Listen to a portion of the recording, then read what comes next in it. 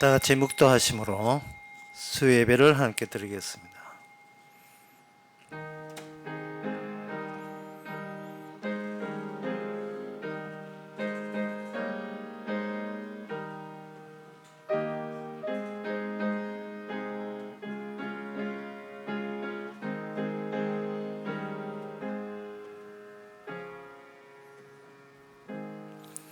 내가 보니 모든 완전한 것이 다 끝이 있어도 주의 계명은 심히 넓은 이이다. 하나님 아버지, 영원할 것 같은 그 모든 가치들이 결국은 다 종말을 맞이하고 다 모든 것이 쇠하여지지만 영원히 가는 것은 오직 주의 말씀밖에 없음을, 오늘 또 그 말씀에 우리의 몸을 실을 수 있는 귀한 시간 되게 하옵소서. 예수님 이름으로 기도하옵나이다. 아멘. 찬송가 490장 합시다.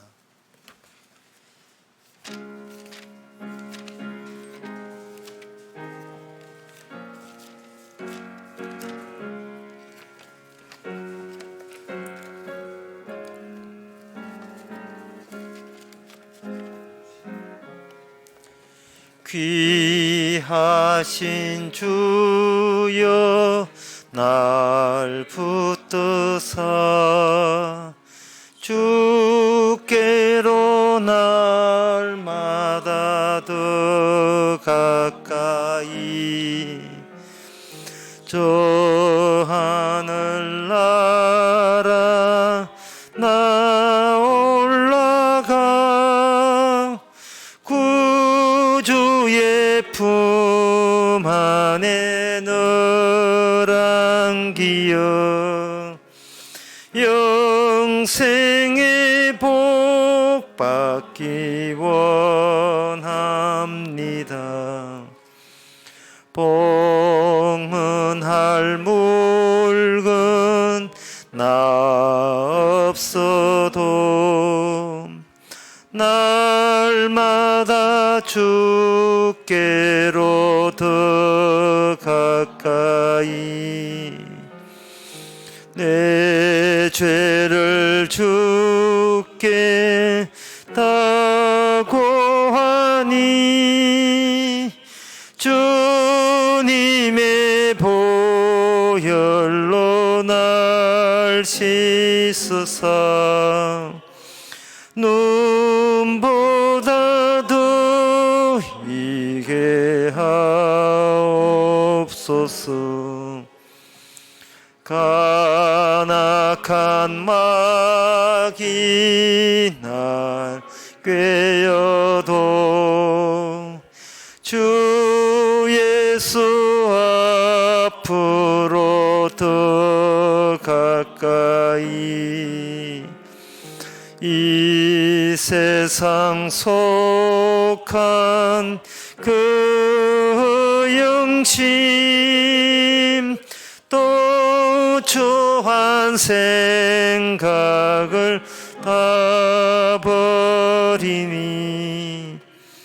정결한 마음 내게 늘 줍소서.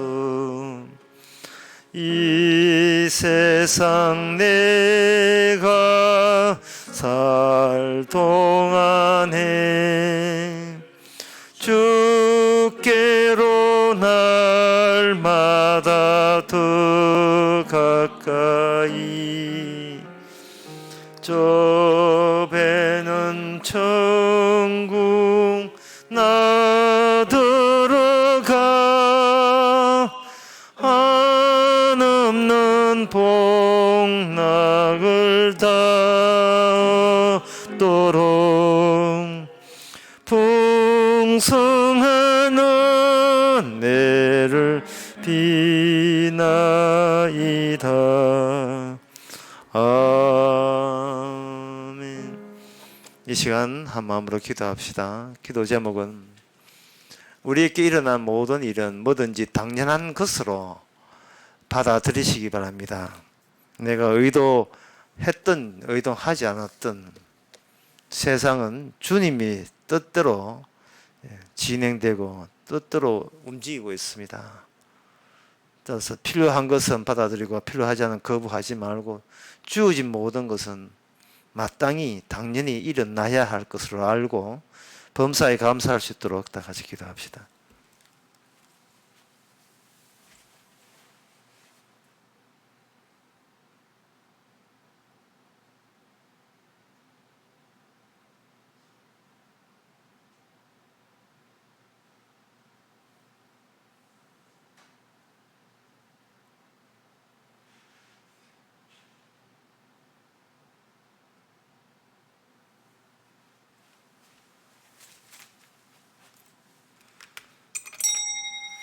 하나님 아버지, 주어진 환경에 대해서 일체의 원망이 없게 하여 주시옵소서. 우리 조화롭고 주어진 상황이 아니라 주님 원해서, 주님이 필요해서 이루어진 상황인 것을 주님의 안목을 가지고 받아들이게 하옵소서. 그래서 모든 범사의 일에 항상 기뻐하고 늘 감사하고 주께서 서시도록 기도할 수 있는 저희들 되게 하옵소서. 예수님 이름으로 기도합나이다. 아멘.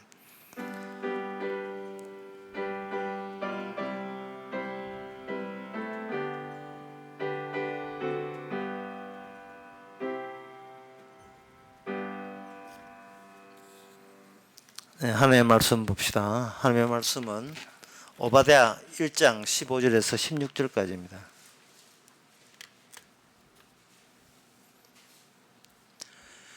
여호와의 망국을 벌할 날이 가까웠나니 너의 행한 대로 너도 받을 것인즉 너의 행한 것이 내 머리로 돌아갈 것이라. 너희가 내 성산에서 마신 것 같이 망국인이 항상 마시리니 곧 마시고 삼켜서 본래 없던 것 같이 되리라. 아멘. 하나님의 예언입니다. 변동사항이 있을 리가 없지요. 그 하나님 여호와께서 자기를 소개하시는데 어떤 분이냐 하면은 만국을 벌하시는 분으로 소개하고 있습니다. 그래서 우리 인간의 입장에서는 하나님이 하나님답게, 주님이 주님답게 벌하시는 데에서 우리가 개입하지 맙시다. 관여하지 맙시다. 벌 내리지 않는 하나님은 그건 하나님도 아니고 주님도 아니에요. 근데 사람이 자기 편한 것만 생각하고 자기 행복만 이렇게 추구하다 보면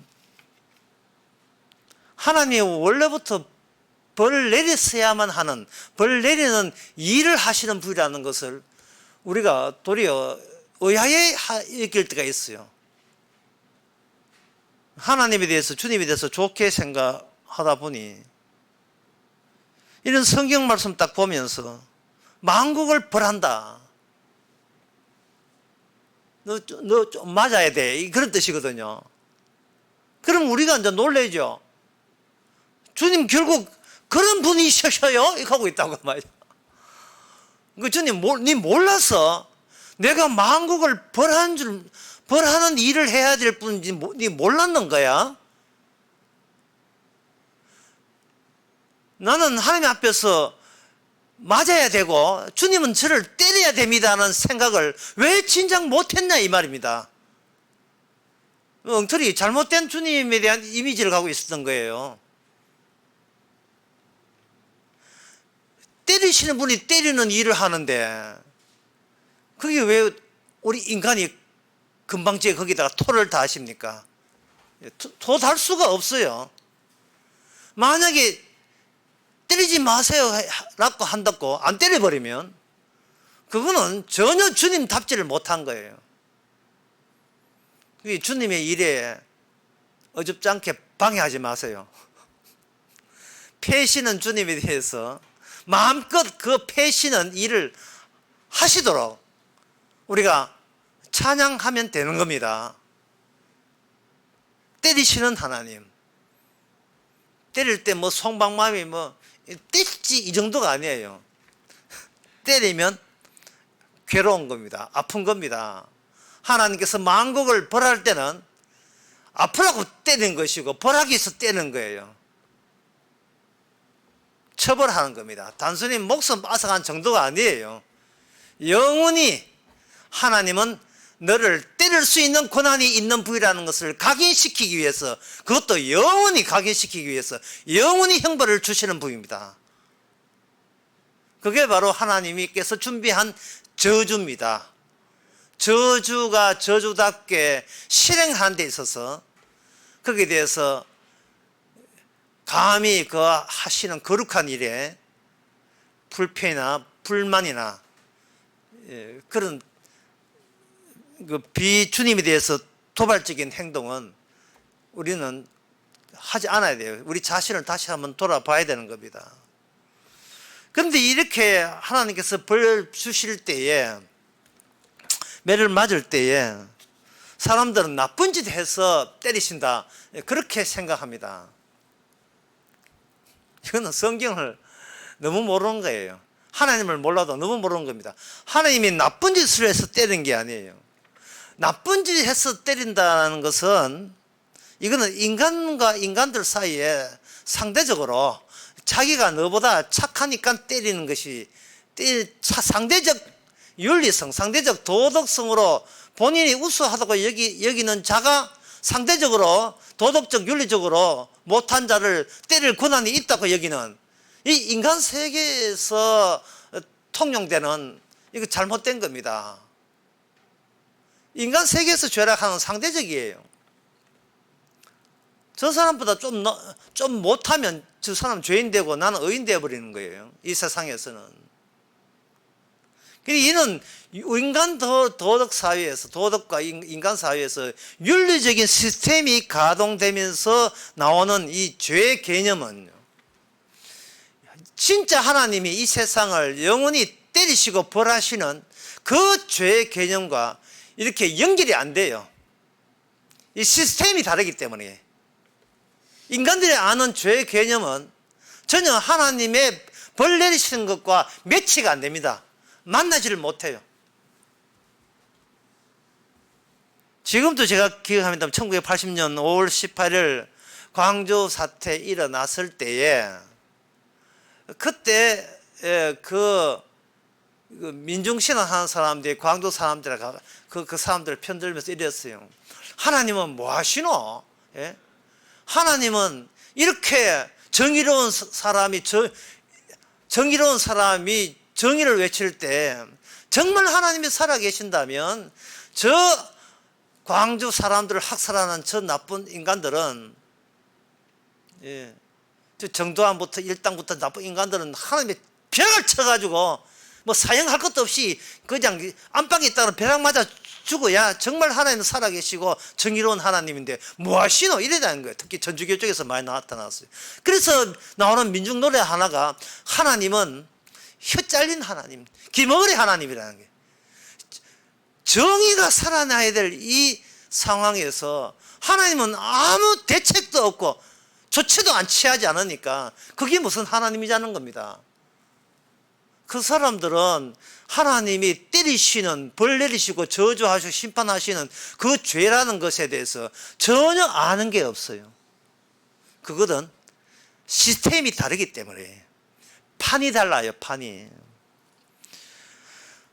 하나님이 때리시는 벌은 복음적 시스템에 가동될 때, 그때 비복음적이기 때문에 때리시는 벌이 바로 지옥 가는 저주스러운 벌입니다.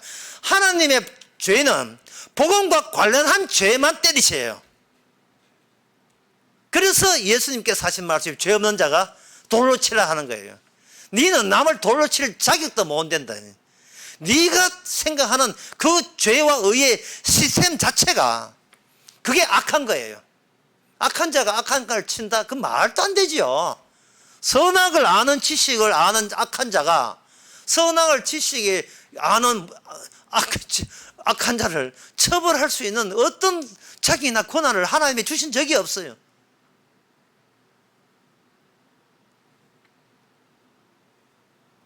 그래서 우리가 이 벌에 대해서 내리시는 하나님의 정당성을 알려면 윤리적 시스템에서 어디로 절실하게 옮겨야 돼, 이동을 해야 되냐 하면은 하나님의 제대로 죄를 찾아내고 그 죄에 대해 제대로 벌을 내리시는 그 복음적 시스템으로 이동할 필요가 있어요.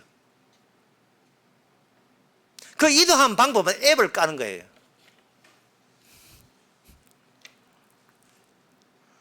어떤 앱을 까느냐? 언약적 앱을 깔아버립니다. 우리 마음에다가. 그 언약적 앱은 뭐냐 하면 야곱과 예수 사이에 나왔던 그 앱을 까는 겁니다. 야곱과 예수 사이에 어떤 일이 있었는가? 첫째는 앱을 깔고 두 번째 비밀번호를 넣고요. 세 번째는 아담의 이름이 주의 이름으로 바뀌면 돼요.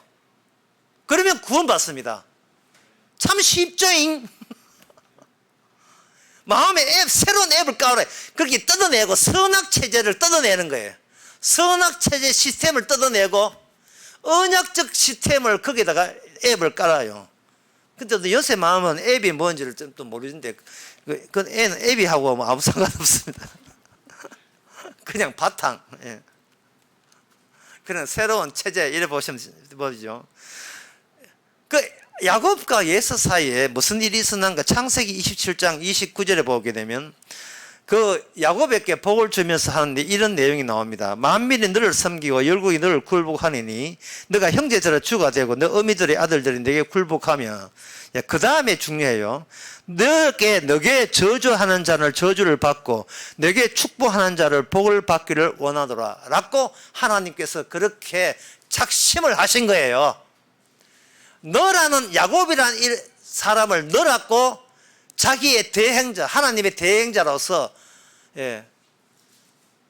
딱 주는 겁니다. 딱 이 땅에 주께서 친히 관리하는 거예요.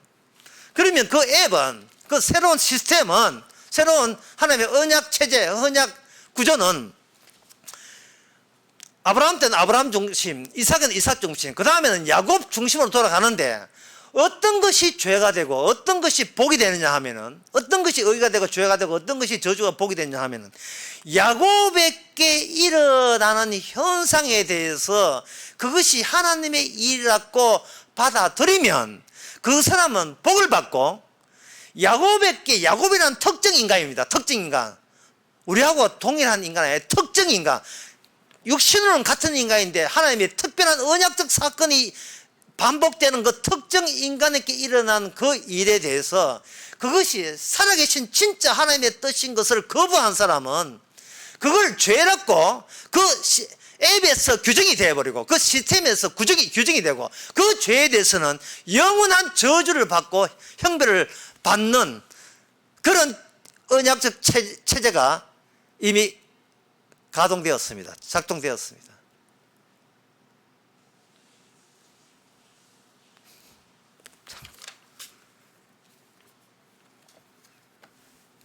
그러니까 이거는 아브라함의 경우 마찬가지. 너를 축복한 자에게 복을 받고 너를 저주한 자에게 저주를 받는다는 말은 아브라함의 존재의 의미를 모르는 사람은 그게 죄가 되는 거예요. 그런데 인간들은 어떻게 생각하냐 하면은 이미 선악 시스템이 악마가 더불어서 만들어진, 악마가 왕으로 통치하는 이 선악 체제에서 자기가 나름대로의 양식껏 선했다고 이야기한다 생각해가지고 상대적으로 자기보다 윤리 도덕을 못하다 하면 그걸 죄라고 규정하는 거예요. 근데 그 죄라고 규정하는 것이 본인의 어디 취미생활 같으면 그걸로 끝이는 게 아니고, 그것이 그러한 언약적, 그 비언약적이죠. 선악체제의 사고방식이 결국 무엇과 이게 마주치게 되어 있느냐 하면은요, 하나님이 벌써 가동시킨 언약 시스템, 언약의 앱과 기존의 선악체제, 그 선악과 있는 악마적인 앱이 서로 언젠가는 이게 정면을 부딪히게 되고 만나도록 주께서는 세상을 그렇게 펼쳐나가신 겁니다. 아주 쉽게 말했어요. 야곱을 건드렸기 때문에 저 영혼이 지옥 가는 거예요. 야곱을 건드렸기 때문에. 건들지 말아야 할 자를 건드린 거예요. 그런데 이 세상의 윤리 도덕적의 체계 속에서 자기 의의를 따로 만들고자 하는 사람은 결국에는 예수님의 복음을, 십자가 복음을, 야곱에 나타난 언약적 복음을 건드리지 않을 수밖에 없어요. 건드리게 돼 있어요. 전도는 주님 소가입니다. 가만히 있어도 전도 아닌 순간이 이 세상에 한순간도 없어요. 꼭 전도를 해야 전도가 아니라 지금도 1분 1초 쉬지도 않고 하나님은 열심히 지금 전도가 일어나고 있습니다. 넓은 바다가 한시도 조용한 적이 없듯이 전도가 더 일어나요. 서로 판이 달라요. 판이. 프레트. 판이 달라요. 하나는 언약적이고 하나는 비언약적이고 이 판이 다르다고요. 그런데 이 야곱에게 야곱을 축복한 자는 복을 받고 야곱을 저주한 건 저주받는다라는 이 언약적인 그런 문장만 툭 던진 게 아니고요. 이 원칙만 던진 게 아니고 거기에 대한 실제적인 사례, 실제적인 이 땅에서 어떤 현상이 일어나는가를 야곱 중심에서 하나님께서 실제 예를 보여준 겁니다. 그게 누구냐? 바로 오바다의 주제가 되는 에돔이에요. 예스입니다. 예스가 야곱의 장자됨을 건드린 겁니다. 야곱의 장자됨을. 그러니까 이 예스가 저주받는 이유는요, 그 장자 요소가 없는 자가 감히 장자 요소가 있는 자를 건드렸기 때문에 그렇습니다. 신약적으로 말하면 예수님을 건드리기 때문에 저주받는 거죠. 그래서 언약적 이게 앱에서는 이 심판을 내리신다, 벌 준다, 저주받는다는 말은 뭐냐면은 정당한 피해를 입은 사람, 다시 말해서 정당한 죽음을 가진 자를 등장시켜서 정당한 죽은 자에게는 정당한 복수를 하나님께서 허용하신 거예요. 그래서 심판은 뭐냐? 정당하게 억울하게 죽으신 분에 대한 분에서 이루어지는 복수극, 그게 바로 지옥입니다. 창세기 3장 15절에 굳이 안 찾아봤는데 다 아는데 한번 제가 찾아보겠습니다. 3장 15절에 내가 너로 여자와 원수가 되게 하고 너는 후손도 여자의 원수가 되게 하리니 여자의 후손이 내게 머리를 상하게 할 것이고, 이래 되어 있어요. 하나님께서는 이 세상을 원수 관계를 유발하기 위해서 원수라는 그 상태를 절대로 주께서 지어버리지 않습니다. 왼수되는 관계가 계속 살아있도록 조치를 해요. 원수라는 게 살아있어줘야, 다시 말해서 칼날이 날카로운 것은 양쪽 면이 있을 때 그 사이가 날카롭잖아요. 서로 이질적이고 대치가 되는 두 양날을 유지하는 것은 그 가운데 원수라는 날카로운 그 좁은 표면을 유지하기 위해서 하는 거예요. 왜냐하면 원수가 되어야 하나님의 심판이 정당화되기 때문에 그래요.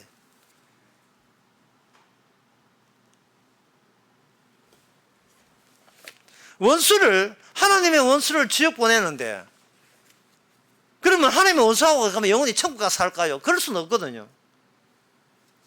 신약 성경에 하나님의 원수를 이렇게 표현하고 있습니다. 빌립보서 3장 18절에 보면 내가 여러 번 너희에게 말하였거니와 이제는 눈물을 흘리며 말하노니 여러 사람이 그리스도 십자가의 원수로 행하느니라.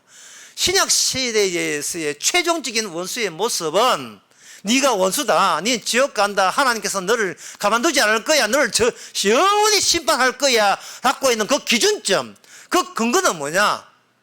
무엇의 원수였다는 거예요. 그게 뭐냐면 십자가의 원수였다는 거예요. 십자가의 원수.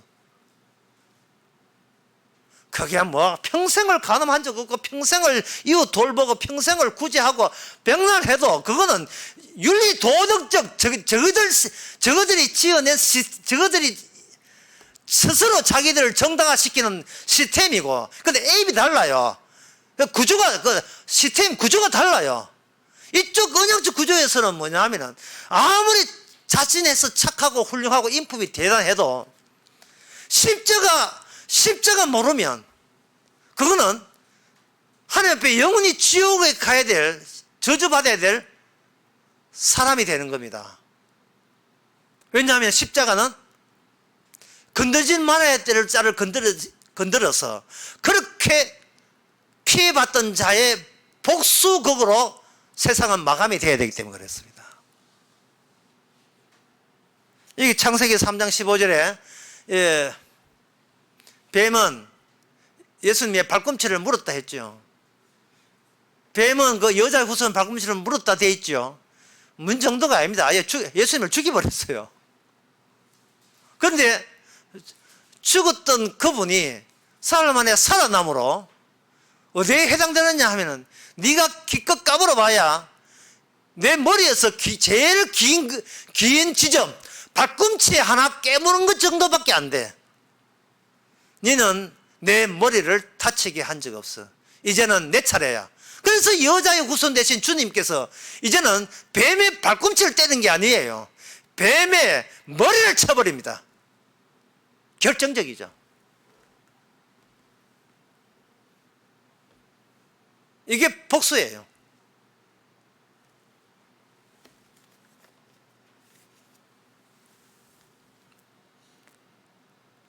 복수 차원에서 하나님께서는 지옥과 천국을 만드신 겁니다. 예수님께서 그 부활 안 됐다고 한다면 바리새인과 사두개인과 서기관 그 배후에 있는 악마는 자기들이 예수님에 대해서 재판했던 그 재판이 참으로 정당하고 의로운 것이라고 자부했을 거예요. 예수님이 부활하지 않았더라면 그들의 처벌은 한 개인의 감정에서 나온 것이 아니고 민중의 뜻을, 이 세상의 모든 인간의 뜻을 최대한으로 반영해주고 존경한 인간의 입장에서 가장 의로운 자의 그 결과가 예수님은 처벌해야 마땅하다는 그런 식으로 모든 것이 결론이 난 거예요. 예수님이 부활하지 않았더라면. 그래서 여러분들도 한번 생각해 보세요. 여러분들이 이 세상에 예수님의 부활이 없다고 생각하고 이 한국 또 미국 전 세계 돌아가는 정치, 경제, 사회, 문화 이것을 또 교회 이런 걸 한번 보세요. 예수님 부활이 없다고 생각하고 한번 보세요. 장로 뽑을 때는 재직해 3분의 2를 한다 결정했다 합시다. 이게 무책이나 정당화 보이죠? 3분의 2로 해야 되는데 만약에 2표가 모자라서 장로 못 된다 싶으니까 2표 정도를 가라라 해가지고 1표 해야 되는데 어떤 사람이 석장 냈다 했을 때 사람들은 그래가지고 장로를 대했을 때 사람들은 그 사실을 알고 그 장로를 무슨 장로로 보겠습니까? 불의한 장로 보겠죠. 불의한 장로. 어떻게 장로대가 그 얍삽한 그런 사기적인 수를 하느냐. 아마 그 장로는 장로 되나 안 되나 아마 하나님께서 분명히 지옥에 넣어줄 걸 이렇게 생각하겠죠. 주님은 네가 지옥 간다. 네가 3분의 2를 중요시한 네가 지옥 가요. 네가 예수님 부활이 없다고 한다면, 다시 말해서 주님의 복수가 없다고 한다면 인간은 자기가 스스로 재판관이 돼요.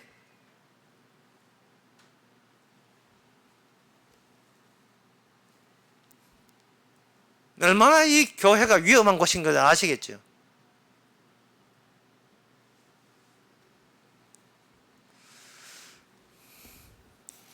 그 기생 라합이 자기의 조국을 배신했습니다. 그러니까 기생 라합이 조국을 배신할 때 그 기생 라합의 입장에서 뭐만 기대를 하냐면 여호수아 2장 18절에 보면 우리가 이 땅에 들어온 때에 우리를 달아내려온 창에 이 붉은 줄을 메고 그 부모와 형제가 내 아비의 가정을 내 집에 보이라. 누구든지 다시 말해서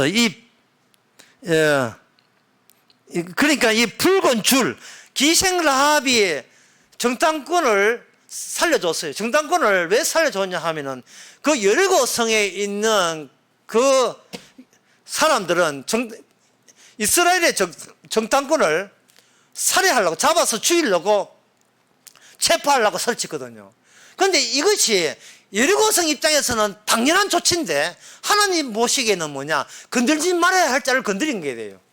그러면 하나님께서는 그 정탐꾼에 대한 그들의 압박에 대해서 주님께서는 복수에 나설 수밖에 없어요. 건들지 말아야 할 것을 건드렸으니까요.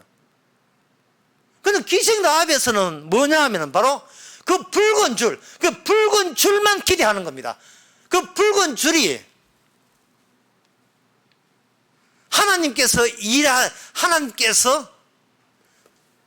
축복될 자와 저주될 자를 가려내는 기준으로 이미 자기에게 그게 주어졌기 때문에 그렇습니다. 좀 더 알기 쉽게 말씀하면 이렇습니다. 이스라엘 사람이 정탐꾼에 왔을 때 기생 라합이 정탐꾼 편을 들었잖아요. 그러면 기생 라합은 미리 앞당겨서 여리고에 있던 이스라엘 사람의 일부라고 보시면 돼요. 이스라엘의 대행자로 보시면 된다 이 말이죠.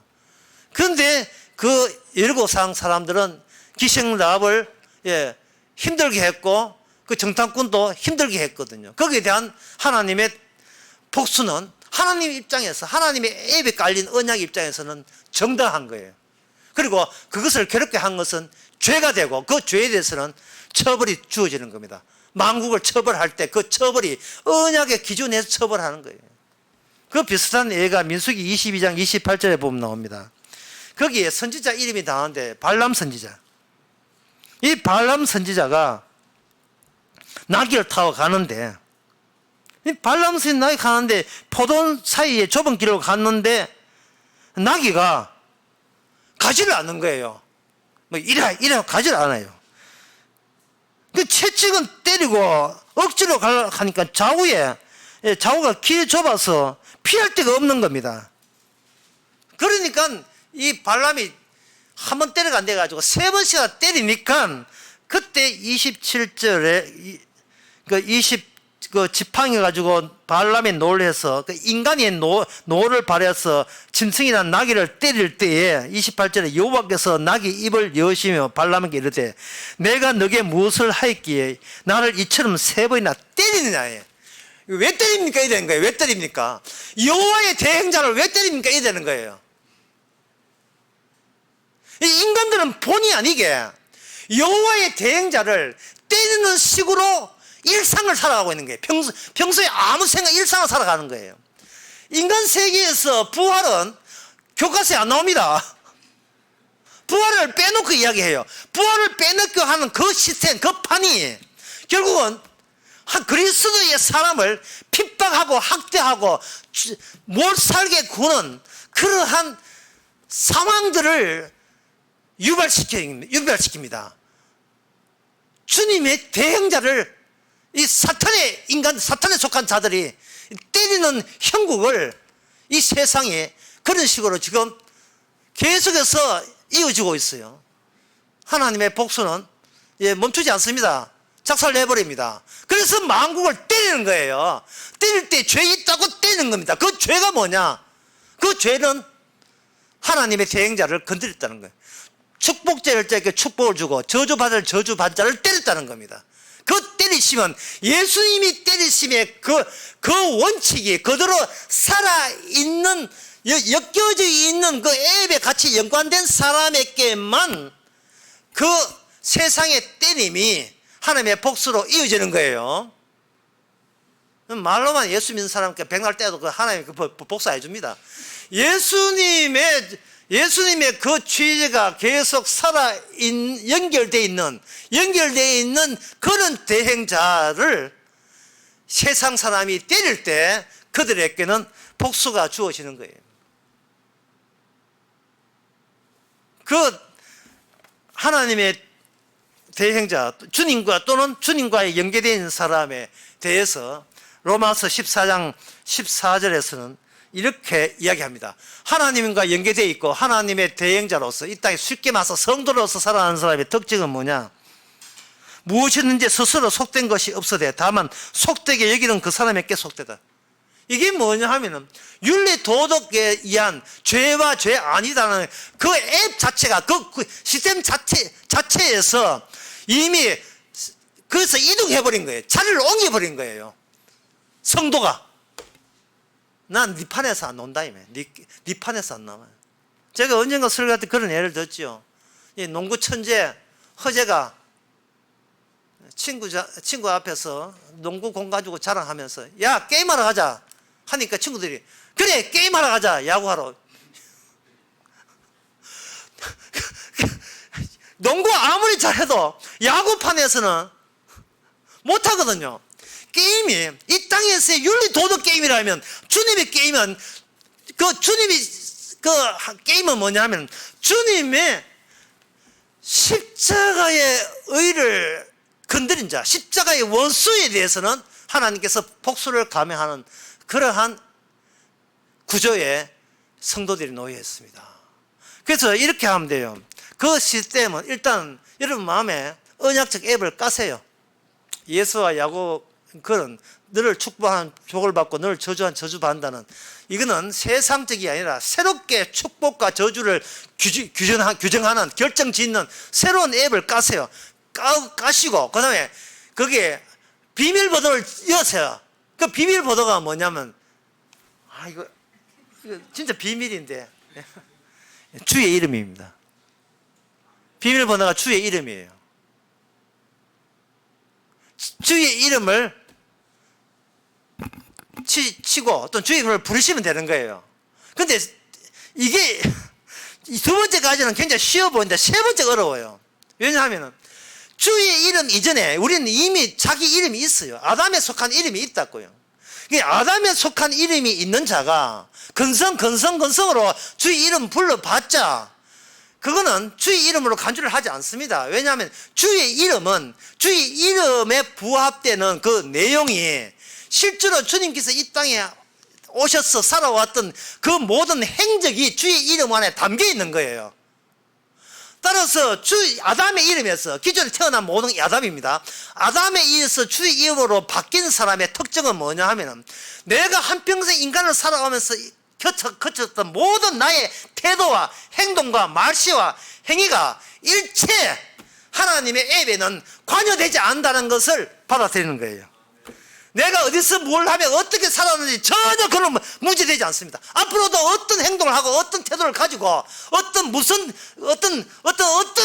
짓을 하든 간에 그것은 윤리 도덕적인 문제지 그것은 주님의 저주받고 복받는데 전혀 관계없어요.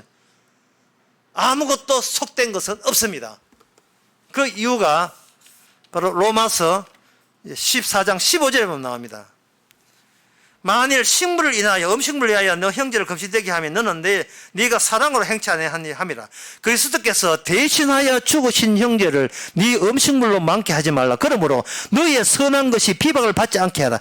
여기서 선한 것이 뭐냐? 네 안에 들어있는 네 마음에 깔린 앱 자체가 선한 것인데 그게 무슨 선한 것이냐? 너를 대신해서 주님이 죽었다는 사실. 그게 선한 거예요. 예수님 주님의 이름이라는 것은 이 땅에 오셔서 자기 백성을 해서 대신 죽으신 거잖아요. 그 죽으심이 바로 주의 이름이에요. 대신 죽었다는 것은 그 자기 백성과 주님의 만남이 오직 언약적 죽음으로만 이렇게 접속이 된다는 겁니다. 언약적 죽음으로만. 자살은 받고 구원받는 게 아니에요. 언약적 죽음으로만. 그것도 산채로 언약적 죽음으로만 접속이 돼요. 언약적 죽음이기 때문에 그 언약적 죽음에 주의 이름으로 행했던 언약적 죽음이기 때문에 나의 이름이 또는 나의 노력과 성의와 나의 양심과 결심들이 전혀 그 주의 이름에 접속에 관여될 필요도 없고 관여해서도 안 되고 관여할 수도 없습니다. 그래서 주의 이 내용 완성된 것을 누가 갖고 있느냐 하면 성령께서 그걸 가지시고 일방적으로 택한 백성에게 그걸 집어넣어서 이제는 아담의 이름으로 살지 않고 주의 이름으로, 그것도 산채로 아주 죽기 전에 살아있는 채 이미 주의 이름으로 살게 하는 겁니다. 주의 이름으로 살게 하면서 성령께서 이 작업을 막 깔끔하게 진행시키기 위해서 성령께서 어떻게 하냐면 내가 내 인생에 관여하는 모든 것을 사정없이 짓밟아버려요. 내가 옛날 선악적에 있는 버릇 있잖아요. 더러운 버릇, 윤리 도덕적 버릇 있잖아요. 착했으니까 복 받을 거야, 나쁜 짓 했으니까 벌 받을 거야, 이 더러운 버릇 있잖아요. 국가를 위해서 희생했으니까 하나님 뭐 하시냐, 뭐 기머리 하나님이냐, 이런 식으로 이해할 수밖에 없던 아담의 동네, 아담의 후손의 동네, 뱀의 동네에서 통하는 그것을 우리 자신의 능력으로 그것을 지어버릴 수가 없어요. 성령께서 그것을 무너뜨립니다. 나의 잘남과 나의 의를 무너뜨리는 거예요. 왜? 온전히 주께서 하나님의 대행자가 되게 하신 그 가치를 우리 육신이 방해하기 때문에 그걸 그냥 방치하지 않습니다. 그걸 무너뜨리면서 이렇게 이야기하죠. 주의 일을 위하여 오롯이 주의 하시는 십자가만의 축복과 저주를 결정진다는 사실을 위해서 너는 이제 망해도 상관없지 그지? 라고 다가오는 거예요. 예. 너는 망해도 상관없지 그지? 그래서 성령이 있는 사람은 또 어떤 특징이 있느냐 하면 일체 후회할 어떤 조건 자체가 늘 성령에서 제거당하게 되는 겁니다. 그런데 반면에 장자가 없는 것, 다시 말해서 성령이 없는 사람, 에돔 같은 쪽, 그쪽은 뭐냐 하면은 어떤 일을 해도 뭘 해도 아무리 성공해도 두고두고 곱씹어 보면 모든 것이 후회로 다가와요. 그러니까 자기가 살아오면서 했던 모든 것은 현재 자기를 심하게 벌내리고 고문시키는 고문 기구로 작동합니다. 나를 지키기 위해서 무기로 사용한 그것이 나를 더욱더 괴롭히는 나를 완전 비틀게 만드는, 나의 아프게 만드는 고문 기구로서 계속해서 누적돼서 나타나요. 나무 자식이 애믹입니까? 내 자식이 애믹이에요. 바로 자랑스러웠던 내 자식이 평생에 나를 애믹이잖아요. 나를 애믹이에요. 자기가 자기를 괴롭히는 것은 평소에 지가 자랑거리라고 여겼던 것들이 자기를 괴롭히는 거예요. 그런데 성령 받은 사람은 자기의 행동, 태도, 말씨 전혀 관여 못하도록 성령께서 아주 사전에 짓밟아 놓거든요. 후회하고 싶어도 뭐 개뿔이 후회할 게 있어야죠. 후회해서 구원받는 건 아니거든요. 후회할 조건 자체가 날아가 버려요. 참 여러분들 혹시 그런 경험이 했는지 모르겠습니다만은 벌써 지금도 그렇지만 수십 년 전에 우리나라 교회에서 부흥회가 그렇게 많았어요. 뭐 원건 각지에서 부흥회 한다 하면 말에 10교회 먼 교회 다 오거든요. 그 부흥회 할 때 부흥 강사의 패턴이 있어요. 첫째 날에는 하나님이 존재하심을 이야기하는 거예요. 첫째 날에는 하나님, 모든 인간 다 하나님 알아요. 그거 뭐 존재하심을 그거 소용없는 얘기인데 하나님의 존재하심을 이야기하고, 둘째 날은 하나님이 우리에게 주신 은혜를 이야기해요. 셋째 날에는 그 은혜를 은혜답기 위해서 뭔가 보답을 해야 된다는 겁니다. 잘 들어 넣으세요. 지금 안 적고 있네. 예. 넷째 날에가 이제 하이라이트. 왜 넷째 날 마지막에는 헌금을 하는 날이거든요. 넷째 날 마지막에, 넷째 날에, 마지막은 금요일이고, 넷째 날이 뭐냐 하면, 그동안 지은 죄를 회개하지 않으면 지옥 간다는 겁니다. 그러니까 여러분들이 지은 죄를 다 회개하라는 거예요. 그런데 언약서 앱이 깔린 사람은 뭘 회개합니까? 뭐 회개할 게 뭐가 있어요? 없어요. 회개할 게 없어요. 회개할 게 굳이 있다면 이 부흥에 참석하기 회개해요. 그 외에는 회개할 게 없어요. 그리고 벌써 1년마다 부흥회 하는데 작년에 회개한 거 회개할 게 없으니까 작년에 이미 시효가 끝난 회개했던 거 있잖아요. 그 회개했던 거 또 끄집어서 또 회개해요. 자, 부흥사가 회개하라 하니까 월랄랄 하고 갔는데 저 혼자 입 다물고 있으면 안 되잖아요. 뭐 보니까 입이 컨닝 하니까 뭐 저 해갔네. 지도 뭐 회개하는 꼴을 해야 되니까 작년에 다 회개 끝난 이야기를 또 끄집어내는 거예요. 마치 제사 지는 사람이 문어가 비싸니까 뭐 비싸 바짝 많은 문어 다시 1년 동안 냈다가 해가지고 조사하게 바치는 거하고 똑같아. 예, 그렇게 회개했지요. 이제는 돈 내도 안 아깝겠죠. 교회관 짓는데 여러분 뭐 했습니까? 여러분 집구석에 이제 아들 공부시키는 과외나 비있지. 여러분 교회에서 현장했습니까? 교회가, 예, 교회 여러분들이 세상 교육이 중요합니까? 교회 교육이 중요합니까? 지금 교육관에 지금 차량이 없는데 뭐, 자, 손들 사람 눈 감고. 손들 사람, 예. 여러분 자식을 영어를 죽이려고 하면 돈 안 내고 살려고 하면 돈 내세요.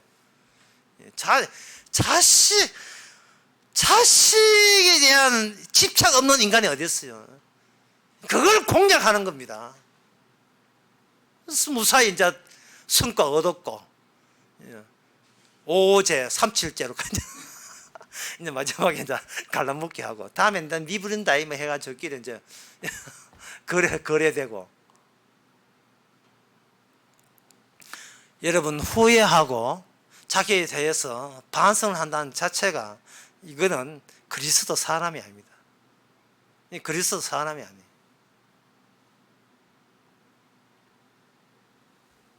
왜 그러냐면 마지막에는 후회가 나온 게 아니고 마지막에는 감사가 나오게 되었어요. 고맙습니다. 후회해도 소용없고 안 해도 소용없는 나라에 가게 해주셔서 감사합니다. 반성해도 상관없고 안 해도 상관없는 나라에 이렇게 하셨으니 감사합니다. 왜냐하면 이거는 내 안에 내가 사는 게 아니기 때문에. 만약에 내가 후회한다는 것은 다른 말로 해서 내 안에 계신 예수님께서 후회하는 것과 똑같은 짓이래요. 결국 그거는 자기가 후회한다는 것은 자기 안에 예수님이 안 계시다는 것을 다 티낸 이야기예요. 다 티내버렸어요.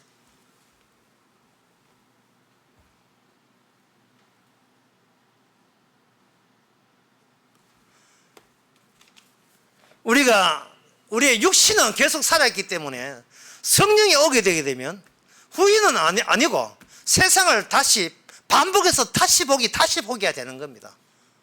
후회하는 것이 아니고 다시 진정 만약에 우리가 뭔가 잘못했다는 것은 나라는 인생은 주님이 관리하지 내가 관리하지 않는다는 것을 모르고 잠시 육신적인 생각에 빠져가지고 내 인생 내가 알아서 착실하게 관리하면 긴 줄 알고 되는 줄 알았던 그런 세상적인 것이 성령을 통해서 까발려질 때 그거는 성령의 몫이기 때문에 내가 내보고 후회하는 것이 아니고 성령님께 주님께 하나님께 감사하는 형식으로 나타나는 거예요. 이게 그게 뭐냐 하면 바로 주님께서는 이 세상을 지금이라도 때리고 또 때리고 지옥불을 보내도 이거는 주께서 마땅히 하실 일인 것을 감사합니다. 이것은 하나의 극단이에요. 이건 정말 극단적인 겁니다. 그러나 여러분 제가 뭐 성령도 아닌 게 부탁할 수 없지만 여러분한테 부탁하는데 극단을 넘어오세요. 극단을 넘어오라고요. 극단을 넘어서야 인생을 자기의 시작이 무엇이며 끝이 무엇이며 한계가 무엇인지를 아는 사람이에요. 십자가라는 극단을 넘어서었어요.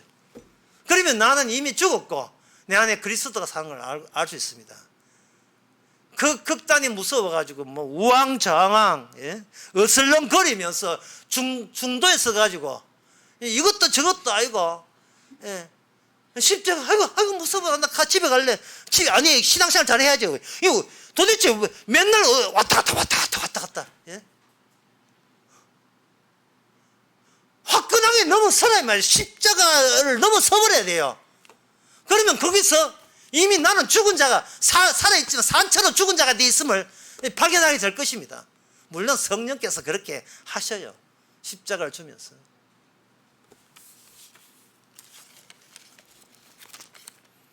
끝으로 갈라디아서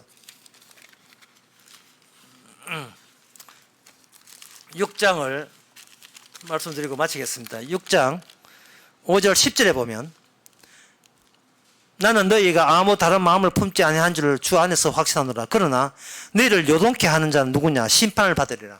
성도, 주님의 계시는 그 대행자, 그게 발람의 나귀 같은 존재, 주님이 타시는 나귀 같은 존재를 건드리면 심판을 받는다 했습니다. 따라서 갈라디아서 6장 8절에 자기를 위해 육체를 위해서 심는 자는 썩어진 것을, 육체로부터 썩어진 것을 거두고 성령을 위하여 심는 자는 성령으로부터 영생을 거두리라. 다시 말해서 하나님께서 복받다를 좋아하지 마시고 주께서 축복에 복줄 사인께 복주고 저주발 저주부는 저주를 주는 하나의 이 땅의 대행자로서 서시는 것에 대해서, 주께서 그렇게 성령의 사람을 서시는 것에 대해서 주께서 마음껏 주여 저를 활용해 달라고 그렇게 기도하시기 바랍니다. 기도하겠습니다. 하나님 아버지, 극단을 무서워하고 극한을 두려워한 저희들, 여전히 나다운 나를 챙기려고 온갖 귀찮은 것들을 끌어모았던, 그것이 나의 조건으로 삼았던 부질없는 짓들을 했습니다. 다 그것이 바로 저주받을 짓인 것을, 주께서 매맞을 짓인 것을, 벌받을 짓인 것을, 에돔 같은 그러한 판인 것을 이제는 알아사오니 야고보로서 주님의 대행자로서 당당하게 늘 주님께 쓰임받는 저희들 되게 하옵소서. 예수님의 이름으로 기도합나이다. 아멘. 찬송가 370장 합시다.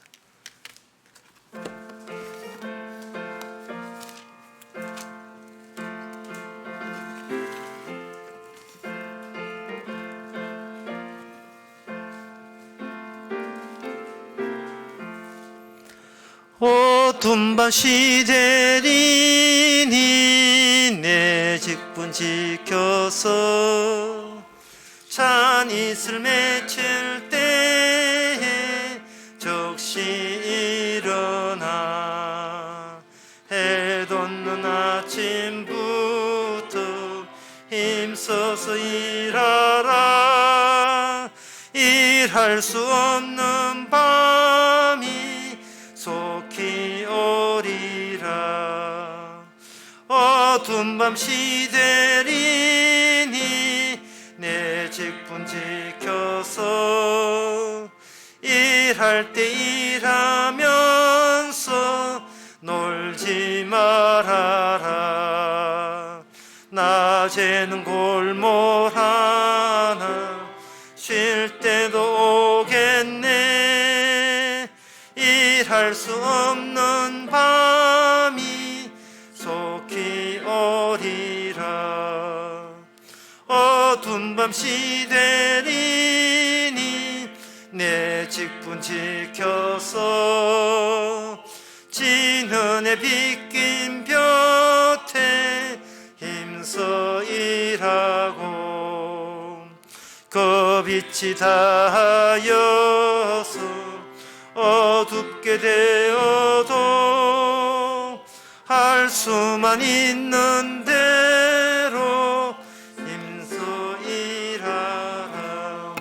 기도합시다. 지금은 우리 주 예수 그리스도의 은혜와 하나님의 거짓 사랑과 성령의 충만하심이 십자가의 죽음에 함께 죽게 된 그것이 주님께서 우리를 변화시키는 일인 것을 믿는 모든 성도에게 축원하나이다. 아멘.